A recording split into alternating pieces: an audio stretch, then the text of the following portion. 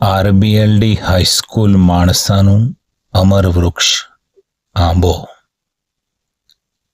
આ છે આરબીએલડી હાઈસ્કૂલ માણસાનો તપસ્વી, જુગ જૂનો જોગી, ભેખધારી ભિખ્ખુ, પુનારથની કેડીએ ચડેલો ટેકીલો ત્યાગી.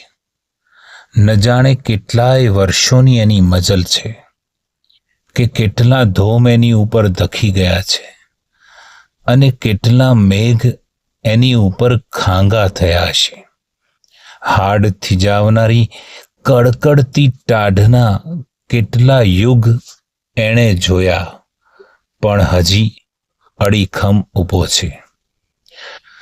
આ શાળાના પટાંગણમાં જે કંઈ ભજવાયું એ સર્વનો સાક્ષી. એણે બાળ કિલકારીઓને ઝીલી છે, મોજીલા કિશોરોની સ્વચ્છંદ મસ્તીઓને માણી છે, જોમ જોમ ઉભરાતા તરુણાલયનો આ એકમાત્ર દ્રષ્ટા. જેટલી લાંબી મજલ શાળાની એ સઘળી મજલનો આ સાક્ષી.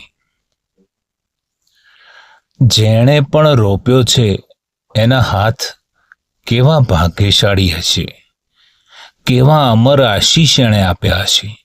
હૃદયમાં કેવો ઉમળકો લઈને કેવી ઘડીએ એ રોપાણો.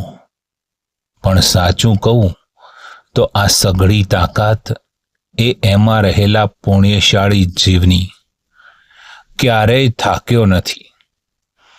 જૈફ વયે પહોંચ્યો અને થોડો નમ્યો, છતાંય એણે એની સારપ વરસાવવાની છોડી નથી. એની કાળજી લેવાની એવું તો કશું કહી ન શકાય, પણ એણે જે પેઢીઓ જોઈ છે એ તમામે તમામ પેઢીઓ, એ તમામે તમામ બાળ વિદ્યાર્થીઓનો એની સાથેનો અતૂટ નાતો. જે કર્મીઓ અહીં કર્મ કરી રહ્યા છે એમના જીવનમાં એનું આબેહૂબ લીલુંછમ ચિત્ર ચિતરાયેલું મળશે. એની સાથે જોડાયેલો દરેકે દરેક જીવ જ્યારે એની સામે નજર માંડે, નજર માંડતા જ જોનારની આંખમાં લીલા કુંજાર વન ઉગી જાય.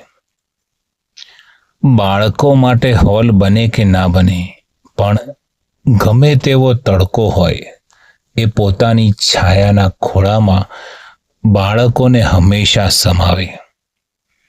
સૂરજ જેમ જેમ અસ્તાચળ ભણી જતો જાય એ બાળકોને પણ પોતાના ખોળામાં લઈને પોતાની તરફ ખેંચતો જાય.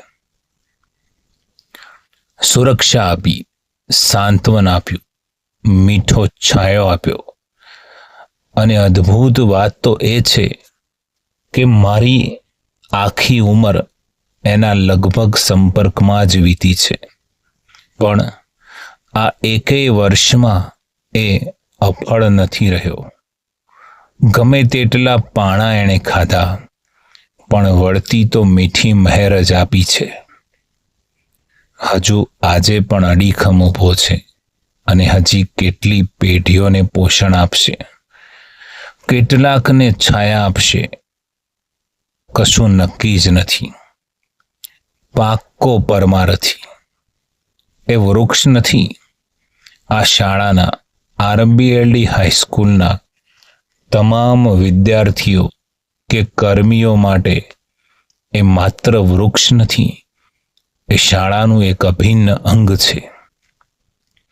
સૌની વચાળે વિચરતો એક જીવતો જાગતો ઓલિયો, અભિન્ન હિસ્સો.